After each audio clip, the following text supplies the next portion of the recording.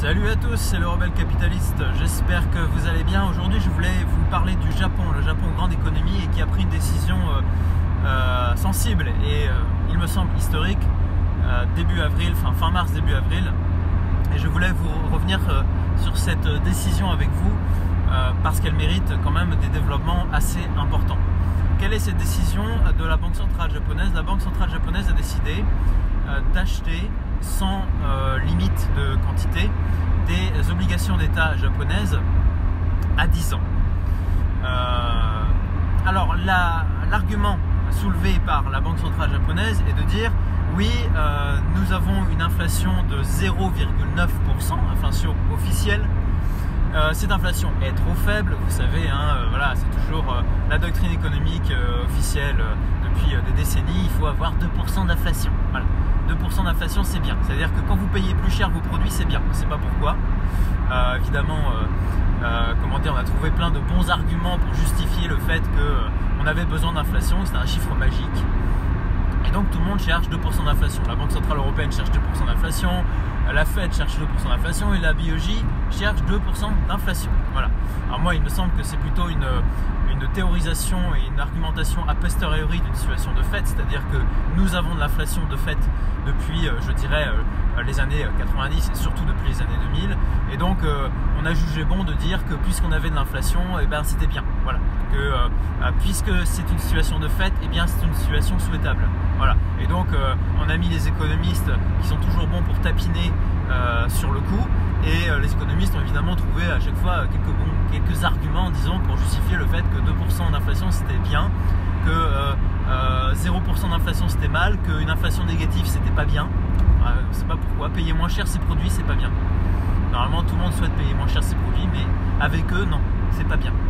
Et évidemment au-delà de 2% ça commençait à être pas bien, et au-delà de 5% c'était vraiment pas bien. Voilà. Donc un peu c'est bien, et puis trop c'est pas bien.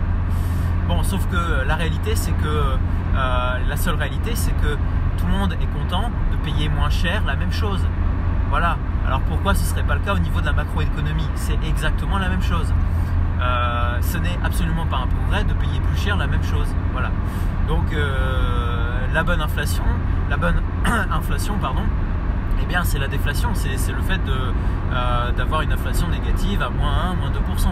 Ou alors à minima en tout cas à 0%. Voilà. Bref, la BOJ s'est dit que s'est réveillée du jour au lendemain, soi-disant. C'est le discours officiel, c'est l'argumentation officielle, en disant que 0,9% d'inflation officielle c'était trop peu, et donc il fallait arriver à 2%, et que pour ce faire, le quantitative easing, le fait que les taux les taux directeurs de la BOJ soient à 0, c'était pas suffisant. Il fallait en plus que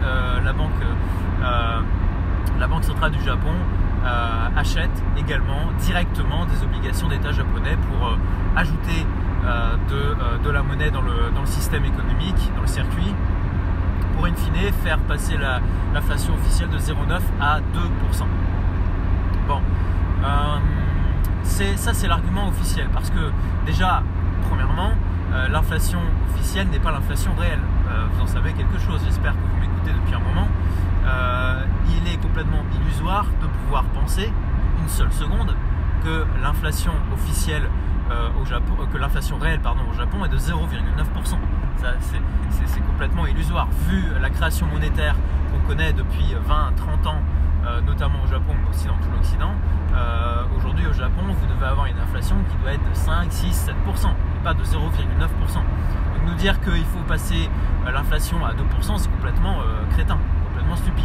Bon. Non, alors la véritable cause de cette décision, elle est simple et elle est tout autre que cette idée qu'il faut avoir un petit peu plus d'inflation, parce que vous comprenez, l'économie japonaise elle n'a pas assez d'inflation alors qu'elle en a bien assez. En plus vous avez une crise énergétique qui pointe le bout de son nez et puis qui est même déjà bien installée. Alors en plus vous allez rajouter encore de la création monétaire là-dessus, laissez tomber.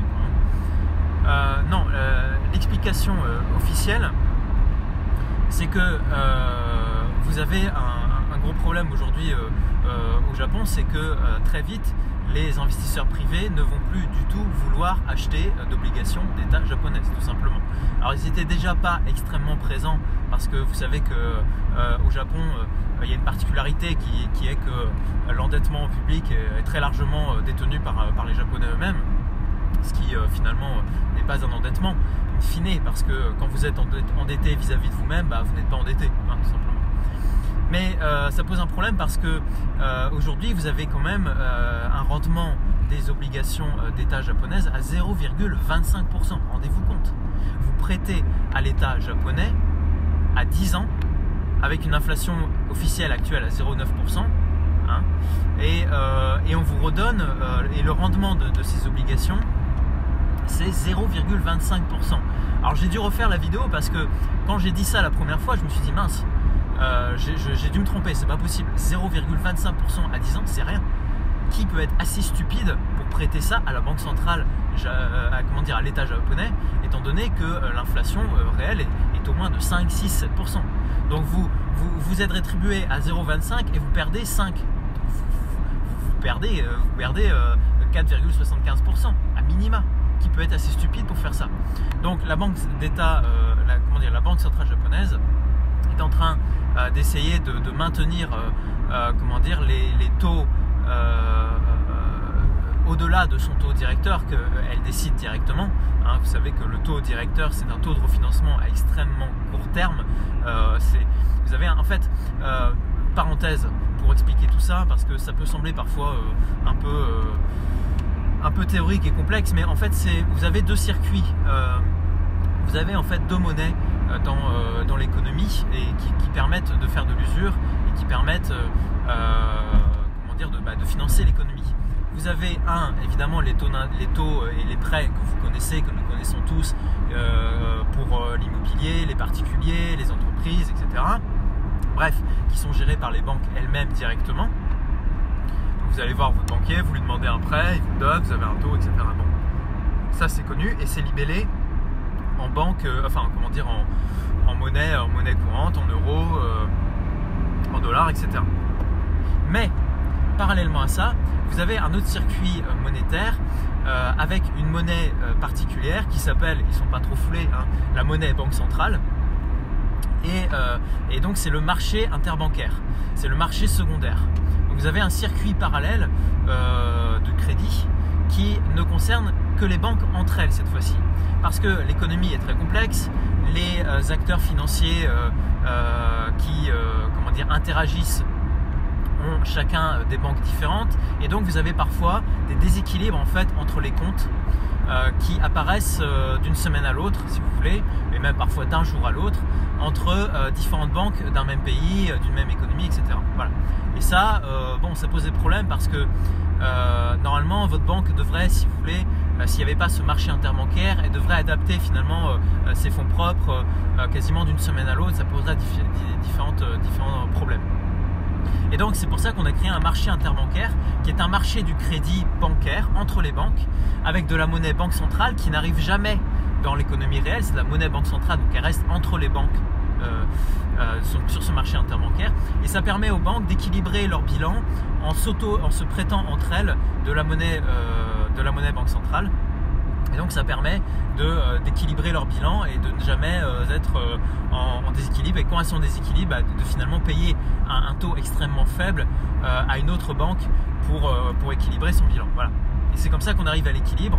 Et donc c'est un peu comme dans une centrale nucléaire, si vous voulez, vous avez deux circuits parallèles et les substances qui passent dans chaque circuit ne se mélangent jamais, mais par l'effet de chaleur et de conduction, si vous voulez, il y a quand même une transmission d'énergie, une transmission d'information. Voilà.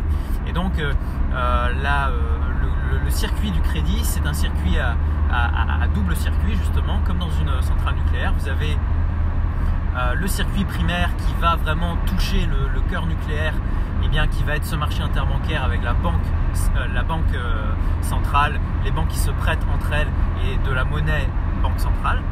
Et vous avez le marché, disons primaire, le marché qui lui va générer la chaleur, les turbines, etc. Enfin, va générer les turbines d'électricité Et lui, c'est le marché qu'on connaît tous, c'est le marché avec nos banques classiques, nos prêts classiques, particuliers, avec l'entreprise, etc. C'est le marché qui finance directement l'économie. Voilà. Et donc, au niveau des taux directeurs et des taux d'intérêt, vous avez justement ce taux directeur qui est décidé par la Banque centrale et qui donne le ton finalement normalement à tous les autres taux. Donc ce taux directeur, le taux Fed, etc., dont on parle souvent, hein, vous savez, c'est ces taux qu'on relève de 0,25 points de base et qui viennent d'être relevés de 0,25 points d'ailleurs aux États-Unis. Eh bien, c'est des taux à échéance très courte. Hein, voilà. C'est justement pour que le marché interbancaire puisse se réguler de semaine en semaine. Voilà. Mais c'est ce taux qui, in fine, si vous voulez, donne le glas, donne le rythme, qui est le diapason de tout le reste des taux. Que ce soit les taux à 1 an, à 2 ans, à 3 ans, à 5 ans, à 10 ans, à 7 ans, à 30 ans. Voilà. Et normalement, vous avez une courbe des taux qui est progressive, c'est-à-dire que votre taux directeur est plus faible que le taux à 3 ans, qui est plus faible que le taux à 10 ans, qui est plus faible que le taux à 30 ans. Ok ? Voilà. Ça, c'est l'idée. Sauf qu'aujourd'hui, l'économie va mal. Et les acteurs, les financiers, les investisseurs ont peur. Et ils ont raison d'avoir peur. Parce qu'il est complètement stupide d'acheter une obligation d'État japonaise rétribuée à 0,25% à 10 ans. Étant donné que vous avez des gros risques d'inflation et que donc vous avez toutes les chances de vous faire voler votre gain sur vos prêts d'obligations d'État japonaise si vous restez 10 ans sur cet actif et que entre temps vous êtes rétribué à 0,25, vous prenez 5, 6, 7% d'inflation dans la tête. Vous perdez de l'argent au final. Et donc les acteurs ne veulent plus prendre ce risque à 10 ans et commencent à se rabattre sur les obligations qui ont des échéances beaucoup plus courtes. Vous savez par ailleurs que, et ça c'est un gros problème, que la réglementation fait que aujourd'hui vous avez un biais, un aléa moral qui est extrêmement important et qui fait que les États ont réglementé le fait que les obligations étaient beaucoup moins risquées que tous les autres actifs. Et donc les obligations sont très bien notées par rapport aux autres actifs. Et donc que tous les supports, vous savez, les livrets A, tous ces trucs, les assurances vie, etc., sont réglementés, strictement réglementés et doivent contenir une part d'obligations qui sont censées être sécures, être non risquées. Et donc finalement, aujourd'hui, quand vous êtes un investisseur institutionnel, un zinzin, comme on les appelle parfois, vous êtes obligé, dans votre gestion d'enveloppe, d'avoir une part d'obligations fixe. Voilà. Même si vous n'aimez pas les obligations, même si vous avez l'impression de vous faire flouer, eh bien vous êtes obligé d'avoir une part d'obligation dans votre gestion d'actifs. Et donc, quitte à avoir des obligations et être obligé d'avoir des obligations dans son portefeuille, eh bien il vaut mieux prendre des obligations qui ne sont pas trop risquées. Et dans ces cas-là, évidemment, vous allez prendre des obligations à 2 ans et pas des obligations à 30 ans. Et donc aujourd'hui, on se rend compte que les rendements sur les obligations courtes à 1 an, 2 ans, 3 ans, 5 ans commencent à augmenter assez fortement. Et qu'en contrepartie, les investisseurs délaissent les 10 ans et les 30 ans qui, eux, baissent nettement. Voilà. Et surtout le 30 ans actuellement. Hein. Vous avez une inversion très récente de la courbe des taux aux États-Unis entre, il me semble, 2 ans et le 30 ans. Ce qui est quand même quelque chose d'assez exceptionnel et assez notable. Bon. Ça pose un problème évidemment, cette augmentation, je dirais progressive des taux courts vers les taux un peu plus longs, parce que évidemment ce qui a augmenté d'abord c'est le 2 ans, et puis le 5 ans a augmenté un peu moins vite que le 2 ans, hein, parce que vous prenez ce qui est le plus intéressant. Le plus intéressant c'est le 2 ans, là où vous avez le moins le risque de vous faire trucider par l'inflation, c'est sur du 2 ans, parce que c'est moins long tout simplement. Que sur du 5 ans. Sauf que de petit à petit, vu que le 2 ans a fortement augmenté, il devient moins intéressant financièrement que le 5 ans, et donc on se rabat sur le 5 ans, et petit à petit comme ça, si vous voulez, les rendements augmentent, et ça fait augmenter toute la courbe des taux qui néanmoins reste inversée, puisque le 2 ans reste toujours plus intéressant que le 10 ans, mais vous avez, si vous voulez, le 2 ans tire vers le haut toute la courbe des taux qui reste malgré tout la tête vers le bas, voilà, hein, inversée. Et donc ça plaît pas du tout aux banques centrales, parce que et surtout aux États qui sont surendettés et qui roulent leurs dettes, c'est-à-dire qu'ils payent leurs dettes en empruntant de nouveau. Ça ne plaît pas du tout aux États parce que ça les met en risque de crise de solvabilité, hein. Voilà, en risque de ne plus pouvoir payer tout simplement, d'augmenter donc les impôts. Ça fait jamais plaisir d'augmenter les impôts. Et donc ça plaît pas du tout à l'État japonais. Et bon, vous savez aujourd'hui que les banques centrales sont censées être indépendantes, donc en fait elles ne le sont pas, elles ne le sont plus, et que quand vous avez le chef d'État d'un gouvernement, qui soit le président américain, le Premier ministre japonais, etc., qui demande à la banque centrale de faire ce qu'il souhaite, en général la banque centrale s'exécute. Voilà.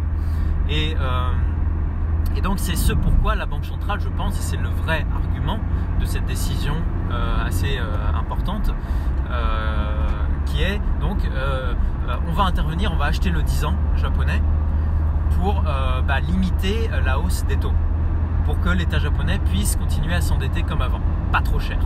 Voilà. Et ce faisant, on va essayer aussi de limiter, si vous voulez, l'augmentation des taux sur le 7 ans, sur le 5 ans et un peu sur toute la courbe, quoi. On met un peu la main sur la tête du 10 ans pour l'enfoncer un peu sous l'eau. Et on espère que ceux qui sont à côté et qui regardent ça vont pas être trop chauds, si vous voulez, pour acheter du 2 ans, du 5 ans. Voilà. Et donc l'idée, c'est évidemment d'éviter une crise de solvabilité de l'État japonais, qui doit pouvoir continuer à s'endetter facilement, à pas cher comme avant. Alors pourquoi c'est important? Parce que finalement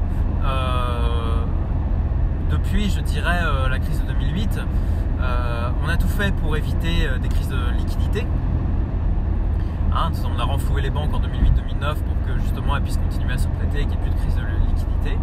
Sauf que on a créé une crise de solvabilité potentielle qui est en train de s'actualiser aujourd'hui sur les comptes des États, parce que c'est les États qui ont solvabilisé finalement les banques, mais entre-temps, il n'y a pas eu beaucoup de croissance, donc finalement c'est les États qui, eux, se sont mis en difficulté au niveau de solvabilité. Et comme on ne veut absolument pas d'une crise de solvabilité, parce que, in fine, ça veut dire quoi? Ça veut dire que votre monnaie perd énormément de valeur, que vous êtes obligé de créer des nouveaux impôts pour vous resolvabiliser. Et bien, justement, on est en train de créer une crise monétaire. Aujourd'hui, on est en train, donc, quand la Banque centrale japonaise achète de façon illimitée des obligations à 10 ans, et elle crée de la monnaie. Elle met dans le système de la fausse monnaie, de la monnaie excédentaire, de la monnaie qui n'était pas nécessaire de mettre. Au regard des fondamentaux de l'économie, hein, MV égale PQ, rappelez-vous ça. Hein. Aujourd'hui, ce qu'est en train de faire la Banque centrale japonaise, c'est qu'elle augmente M, elle n'augmente pas Q, la quantité de biens, et donc forcément ça va faire augmenter les prix. Donc on va avoir de l'inflation. Enfin, on a déjà de l'inflation, puisque l'inflation c'est la création monétaire, mais on va avoir de la répercussion sur l'augmentation des prix à la consommation. Voilà. Donc l'État japonais est en train de sciemment, je pense, faire le pari, parce que c'est un pari à court terme, de dire c'est une mauvaise passe, l'inflation ne va pas durer, elle va se calmer, la crise énergétique, tout ça, ça va se calmer, ça va rentrer dans l'ordre, on va retrouver la petite inflation qu'on connaît depuis 20-30 ans. Donc on peut acheter des obligations sans trop de problèmes, sans prendre trop de risques. Voilà, on accepte finalement de créer de la monnaie et d'augmenter un petit peu le risque d'inflation, mais de toute façon, vu que à moyen terme l'inflation va diminuer d'elle-même, on ne sait pas comment, mais voilà, c'est ce qu'ils se disent, ils font ce pari-là, eh bien on va retomber sur nos pattes, et comme ça, entre-temps, on n'aura pas emprunté, on n'aura pas imposé d'impôts supplémentaires aux Japonais, hein, ce qui n'aurait pas du tout plu à l'opinion publique japonaise, on s'en doute. Voilà. Donc ça c'est un peu leur pari, sauf que c'est un pari idiot, stupide, parce que l'inflation va continuer. Et pourquoi elle va continuer? Précisément à cause de leur décision. Voilà. Donc quand la Banque centrale japonaise fait du quantitative easing et en plus de ça achète des actifs directement sur les marchés, eh ben on crée de la monnaie et donc on crée de l'inflation. Et donc in fine, qu'est-ce que vous allez avoir? Eh bien vous allez avoir une monnaie, un yen qui se dévalue. Alors on a déjà vu un mouvement assez fort sur le yen récemment, ces derniers jours. Le yen a baissé précisément à cause de cette décision de la Banque centrale japonaise qui est extrêmement dovish, hein, extrêmement laxiste, hein. Voilà, il faut dire le mot. Alors la situation au Japon est intéressante parce que, comme je vous disais, ça préfigure, je pense, la situation sur d'autres pays, mais en plus grave. plus grave chez les autres pays, en l'occurrence aux États-Unis, en Europe. Pourquoi? Parce qu'au Japon, si vous voulez, cette situation est quand même un peu tempérée par les bons fondamentaux de l'économie. C'est une économie assez solide, le Japon, hein, qui est en crise depuis les années 90 et qui, de fait, depuis les années 90, a pu s'adapter. Le Japon est en bonne situation. Pourquoi? Parce que c'est un pays qui n'est pas endetté. Comme je vous le disais, il y a un endettement public important, sauf que c'est un endettement public japonais important qui est possédé par les Japonais eux-mêmes. Donc quand vous êtes endetté vis-à-vis de vous-même, vous n'êtes pas endetté. Donc les Japonais n'ont pas d'endettement. Secondo, les Japonais ont une économie productive, ils se sont adaptés à la situation, ils ont une balance commerciale excédentaire, ils ont un savoir-faire, une industrie qui est extrêmement efficace, qui a su s'exporter dans toute l'Asie et parfois même dans le monde, mais enfin qui en ce moment est surtout concentrée sur l'Asie, qui est un pôle de croissance, il me semble, important dans les années qui viennent, la Philippines, l'Indonésie, l'Inde, etc. C'est une économie qui n'est pas perclue par, je dirais, une immigration délétère. Alors, à contrario, évidemment, vous avez une démographie qui est un petit peu chancelante, mais les Japonais, encore une fois, se sont adaptés parce qu'ils ont une robotisation qui est extrêmement efficace. Ils ont finalement remplacé les immigrés par des robots, hein. Et c'est en quoi, à mon avis, ils préfigurent ce qui va arriver dans 20-30 ans dans nos économies occidentales. Donc c'est une économie qui certes n'est pas des plus dynamiques, mais qui a de bons fondamentaux. Les Japonais sont des fourmis, ils épargnent énormément et donc ils investissent énormément. Ce ne sont pas des consuméristes qui importent des immigrés consuméristes. Non, ils épargnent, ils investissent, ils ont des robots, ils sont productifs, ils ne sont pas endettés. Et in fine, je pense que même si le yen là peut-être va souffrir dans les mois qui viennent, à mon avis, in fine, c'est une monnaie qui reste très solide et qui va s'apprécier au regard des autres grandes monnaies, en l'occurrence le rouble, en l'occurrence l'euro, en l'occurrence le dollar et peut-être même aussi le yuan. Voilà, donc le yen et le Japon, je pense, restent des actifs très intéressants. Et d'ailleurs, petit truc, petit filon que je vous donne, je vous suggère de regarder un site qui s'appelle les Dobas, qui est un site d'investissement payant. Voilà, je fais de la pub gratuitement pour eux, hein. Personnellement, je suis inscrit. Voilà, je trouve ce site qui est très intéressant, qui est très qualitatif et qui donc s'intéresse depuis des années au Japon. C'est un site value, c'est-à-dire qu'il s'intéresse aux valeurs value et non growth, aux valeurs qui ont des bons fondamentaux et qui sont largement décotées par rapport à leurs valeurs réelles. Donc il y a toute une méthodologie, un process. Et les Dobas, c'est très bien. Je vous incite à aller regarder ce qu'ils font. Il y a quelques pans du forum qui sont gratuits. Et puis si vous êtes convaincu, prenez un abonnement et allez-y, quoi, hein. En tout cas, moi j'y suis et c'est vrai que je suis assez engagé aussi au niveau du Japon. Et je pense que ce sont des valeurs, les Dobas japonaises, qui ont un grand avenir. Alors pourquoi je vous disais que le Japon est intéressant? Parce qu'en soi c'est intéressant, mais ça reste une situation tout de même mitigée, c'est-à-dire même si en gros ils font n'importe quoi et au lieu d'augmenter directement les impôts, ils augmentent l'inflation, ce qui est un impôt indirect. Bon, leurs fondamentaux restent très intéressants, très bons, et bon voilà, c'est une situation qui est délétère, qui n'est pas forcément des plus honnêtes, hein, au niveau des politiques japonais. Mais voilà, on a un impôt inflation qui remplace des impôts officiels et les Japonais sont capables de le payer et ils vont le payer et finalement je ne pense pas qu'il y aura de grands soucis de leur côté. Voilà. Par contre, ce que fait aujourd'hui la Banque centrale japonaise, la Fed va le faire bientôt. Et c'est ce pourquoi je pense que c'est ce qui est le plus important à retenir de toute cette histoire, c'est que ça préfigure ce qui va arriver chez nous. Sauf que ce qui va arriver chez nous, vu qu'on n'a pas les fondamentaux du Japon, ça va être bien plus grave et bien plus sale que ce qui se passe aujourd'hui au Japon. La Fed aujourd'hui est très laxiste, elle crée de la monnaie, son taux directeur est de 0,25 alors qu'on a une inflation à 8% et probablement une inflation réelle qui est à plus de 10%. Et donc on est dans une situation extrêmement délétère. On a une inversion de la courbe des taux aux États-Unis, on a, comme je vous disais, des taux d'obligation des treasuries courent à 2 ans, 5 ans, 7 ans qui commencent à augmenter fortement. Hein, on a eu un marché obligataire qui a fortement réagi fin mars. Et ça, c'est quand même extrêmement important à relever. Hein. Vous avez sur le premier trimestre 2021, la performance des obligations américaines a été la pire depuis 40 ans. Depuis 40 ans, vous imaginez?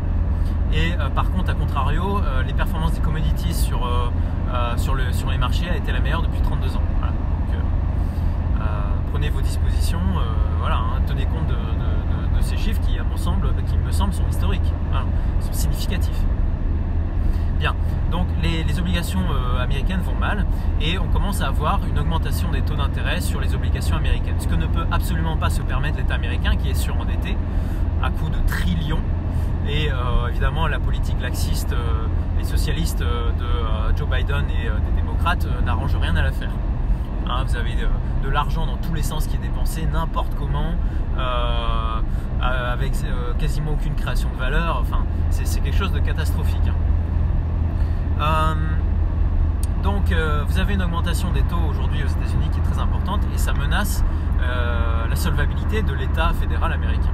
Ce pourquoi je pense que la Fed va faire comme la Banque centrale japonaise, c'est-à-dire qu'elle va finir par acheter directement des treasuries, des obligations américaines. Des obligations d'État américaines. Vous avez aussi des obligations sur les entreprises. Là, on parle toujours, quand je parle d'obligations, on parle toujours d'obligations d'État. Et donc, on va avoir la même situation qu'au Japon.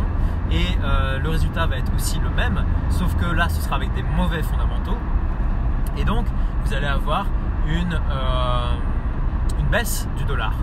On va affaiblir les monnaies. Faute d'avoir une crise de liquidité, faute d'avoir accepté une crise de solvabilité, eh bien on va détruire, on va affaiblir progressivement les monnaies, donc on va avoir une crise monétaire. Et ce, aux États-Unis et encore pire en Europe, parce que vraiment, de toutes les économies aujourd'hui, l'Europe est la pire, clairement. Parce que nous avons en plus la crise énergétique, nous avons une crise migratoire, enfin on a la totale quoi. Et donc, il me semble très important de suivre ce qui se passe au Japon parce que ça préfigure ce qui va se passer chez nous. Nous allons avoir une crise monétaire. Alors au Japon, la crise monétaire, c'est embêtant parce que évidemment, quand le yen s'affaiblit, ça renchérit le coût des importations énergétiques. Sauf que, bon, comme je vous disais, les entreprises japonaises exportent beaucoup, ils ont un excédent commercial. Donc, in fine, quand le yen s'affaiblit, certes, ça renchérit le coût de l'énergie au Japon, mais vu que leur balance commerciale est excédentaire, et ben, ça facilite aussi encore plus leurs exportations.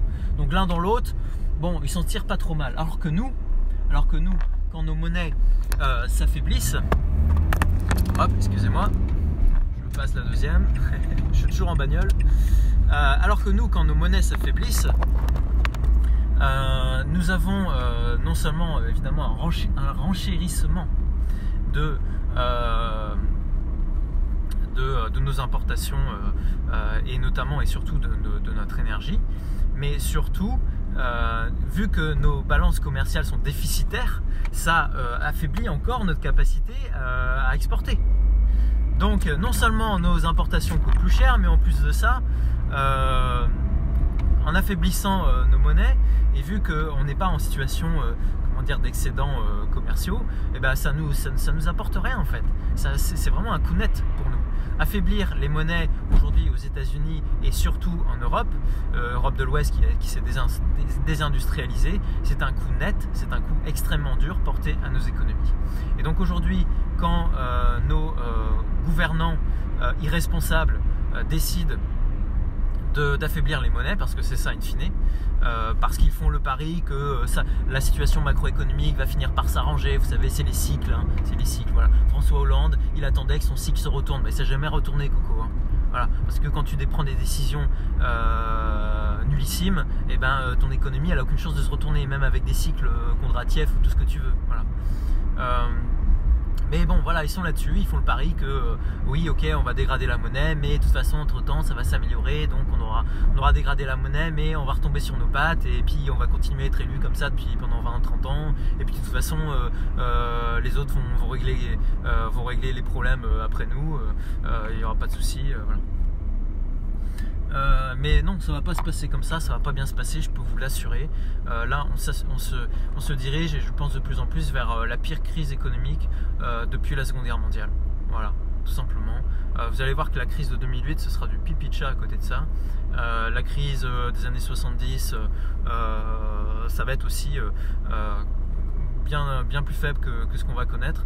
Parce que dans les années 70, on avait bons fondamentaux. Parce que dans les années 70, certes, l'énergie avait connu un trou d'air, mais vous aviez quand même encore beaucoup de possibilités. Vous aviez des taux de déplétion qui étaient assez faibles, vous aviez des puits de pétrole qui étaient encore relativement assez jeunes, en tout cas dans certains pays encore à l'époque. Aujourd'hui, notre industrie pétrolière, elle est mature, il n'y a plus beaucoup de marge, donc comment on va faire?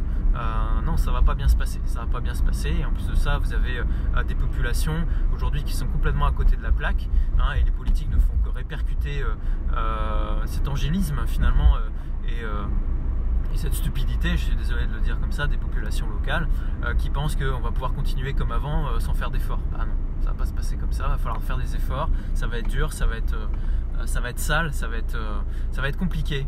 Voilà, donc il faut vraiment, je pense que vous preniez vos dispositions.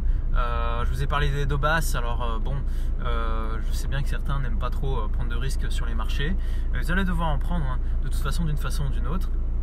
Mais sinon, si vous voulez vraiment limiter les risques, vous avez... alors je ne vais pas vous parler de pétrole parce qu'il y a beaucoup de volatilité, mais en tout cas l'or me semble un actif extrêmement dévalorisé aujourd'hui par rapport au contexte, j'entends.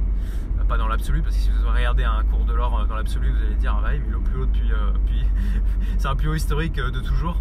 Sauf que par rapport aux fondamentaux, je pense qu'il est encore très sous-évalué. Et donc moi je vous conseille d'en acheter, voilà, sous n'importe quelle forme. Voilà, vous verrez bien. Allez, portez-vous bien, salut!